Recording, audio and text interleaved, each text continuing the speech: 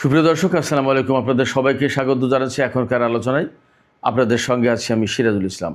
দর্শক, ইরান কি আবার বড় ধরনের সামরিক সংঘর্ষের প্রস্তুতি নিচ্ছে? মার্কিন প্রস্তাবের জবাব দিয়েছে ইরান। একই সঙ্গে দেশটির সর্বোচ্চ নেতা সৈয়দ মুজতবা খামেনির সঙ্গে ইরানের শীর্ষ পর্যায়ের সেনা কমান্ডাররা বৈঠক করেছেন। এরপরই এসেছে নতুন দিক নির্দেশনায় বলা হয়েছে দেশের সামরিক বাহিনীকে সর্বোচ্চ প্রস্তুতি নিয়ে থাকতে হবে এবং শত্রুর যে কোনো সামান্য ভুল হিসাব নিকাশকে দ্রুত, তাৎক্ষণিক এবং চূড়ান্ত জবাব দিতে হবে। অন্যদিকে হরমুজ প্রণালীতে ইরান মোতায়েন করেছে নতুন ধরনের সাবমেরিন। ইরানের পক্ষ থেকে এই যে পদক্ষেপ, এগুলো কি শুধুই মাত্র আমেরিকা ইসরায়েলের উপর চাপ সৃষ্টির কৌশল, নাকি সত্যিকারের যুদ্ধের প্রস্তুতি? দর্শক, এই সমস্ত বিষয় নিয়ে চলুন বিস্তারিত আলোচনা করি।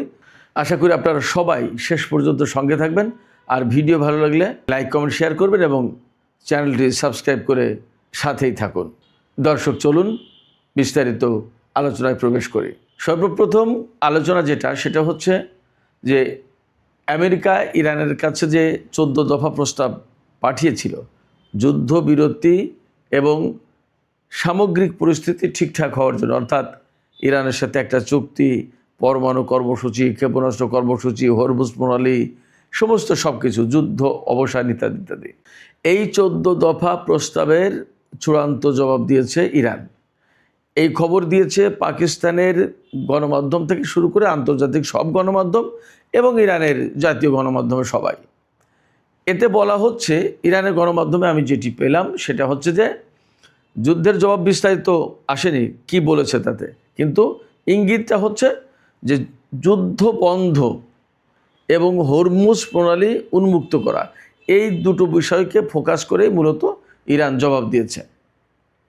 আরেকটি বিষয় খেয়াল করুন, ইরানের পক্ষ থেকে এই জবাব যখন দেওয়া হয়েছে পাকিস্তানি কর্তৃপক্ষের কাছে, কারণ পাকিস্তানি কর্তৃপক্ষ হচ্ছে ইরান এবং আমেরিকার মধ্যে শান্তি আলোচনা বা যুদ্ধবিরতি যাই কিছু বলি না কেন, এর মধ্যস্থতাকারী, সেই কারণে পাকিস্তানের কাছে এই জবাব দিয়েছে।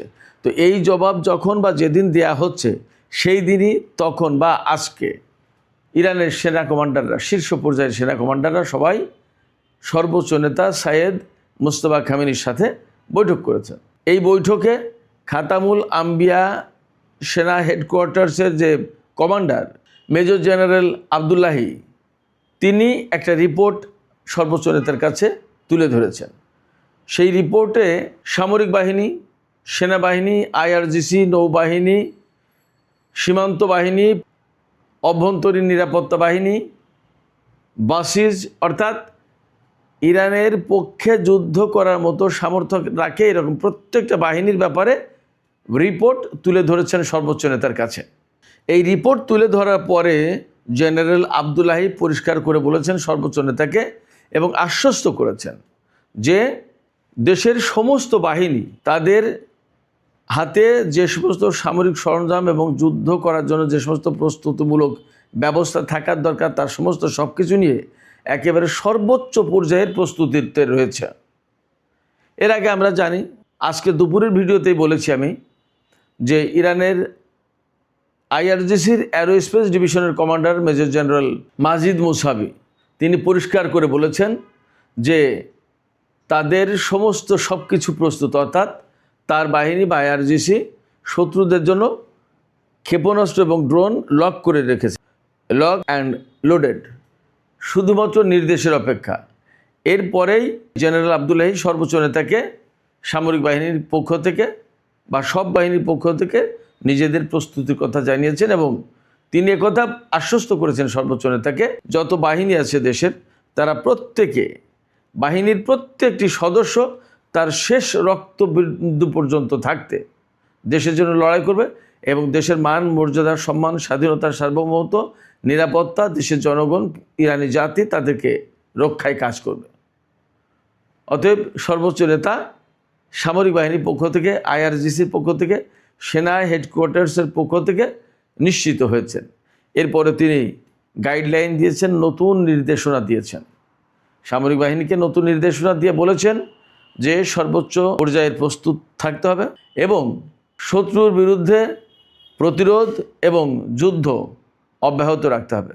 তার মানে হচ্ছে শত্রু যদি যুদ্ধ করতে চায় বা কোনো রকমের হামলা চালায়, তাহলে ইরানের সামরিক বাহিনী যেন তার জবাব দেয়, তার জন্য প্রস্তুত থাকে এবং শত্রুকে যেন কোনো রকমের হামলা করার সুযোগ না দেয় এবং শত্রু যেন এটা না ভাবে যে ইরান দুর্বল।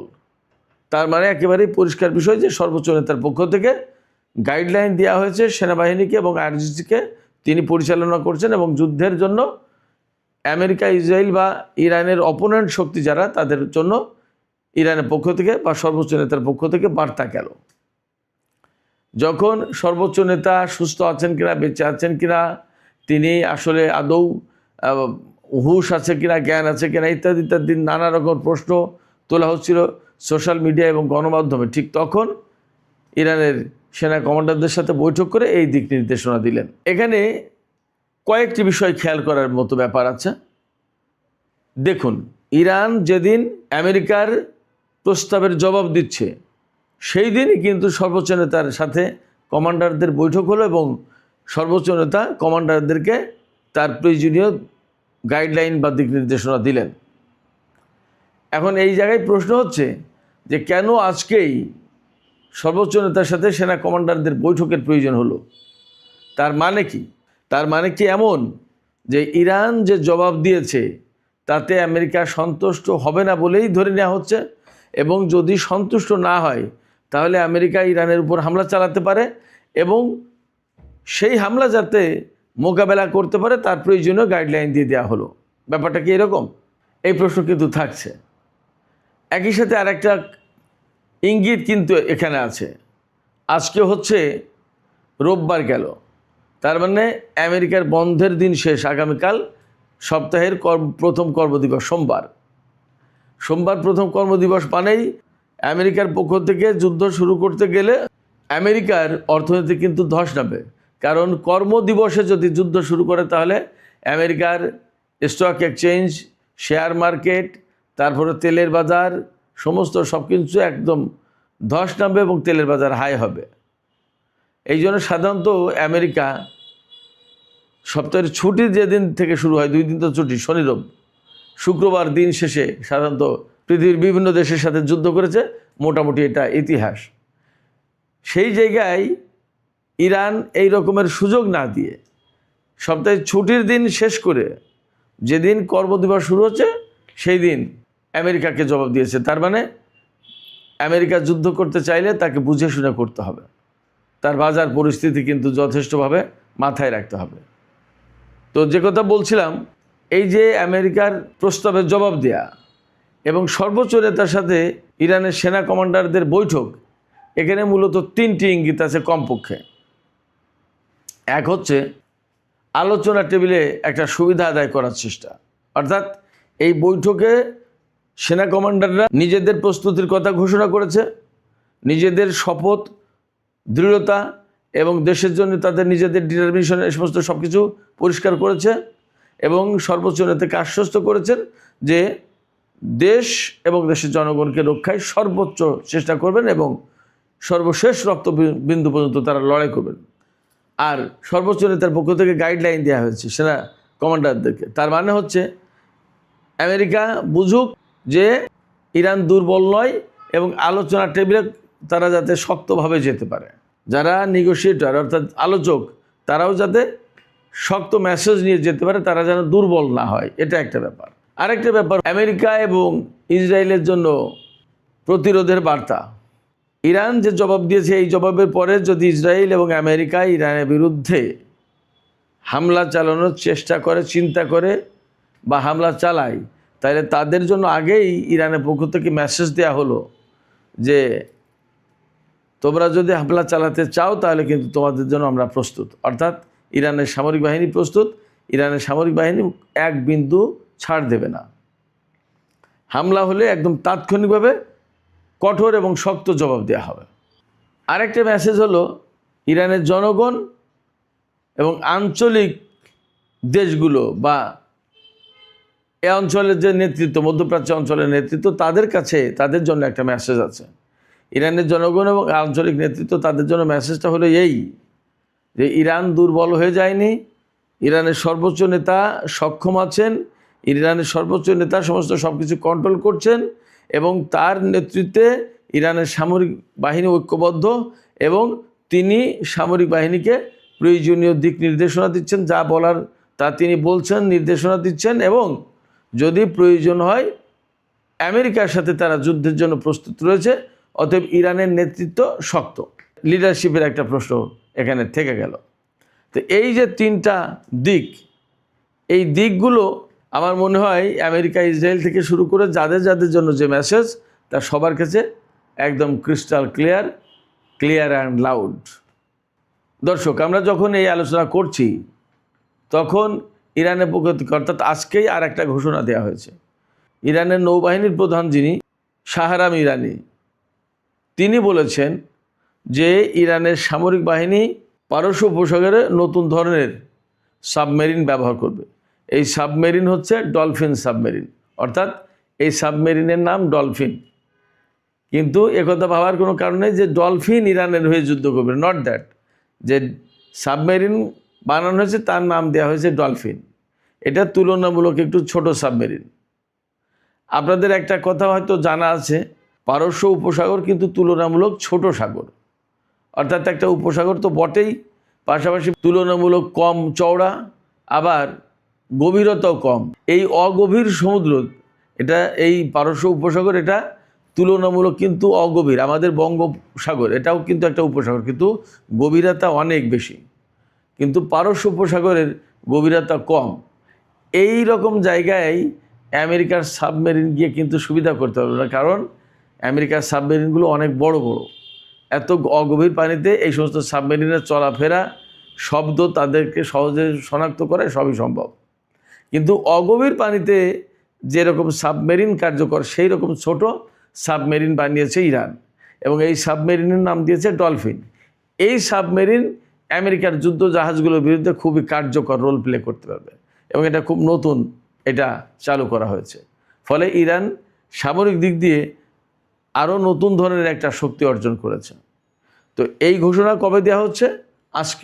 আজকের দিনটা কেন বিশেষভাবে গুরুত্বপূর্ণ? ওই যে আমেরিকাকে ইরান জবাব দিয়েছে এবং আমার কাছে মনে হচ্ছে যে কোনো মতেই আমেরিকার যে দাবি ছিল পরমাণু কর্মসূচি 12 বছরের জন্য অন্তত বন্ধ রাখা, ইউরেনিয়াম সমৃদ্ধ না করা, তারপরে পরমাণু বোমা না বানানোর অঙ্গীকার করা, সমৃদ্ধ ইউরেনিয়াম আমেরিকার হাতে দিয়ে দেওয়া, এই সমস্ত কোনো বিষয়ে টাচ করেনি সম্ভবত ইরান। আর টাচ করলেও হয়তো এগুলো মানবে না, জাস্ট বলে দিয়েছে। অতএব আমেরিকাকে ইরানের এই জবাব আমার বিশ্বাস যে খুশি করবে না। আর খুশি যদি না করে তাহলে আলোচনার প্রশ্ন আসছে না এবং তারা কিন্তু ইরানের বিরুদ্ধে হামলা চালাতে পারে।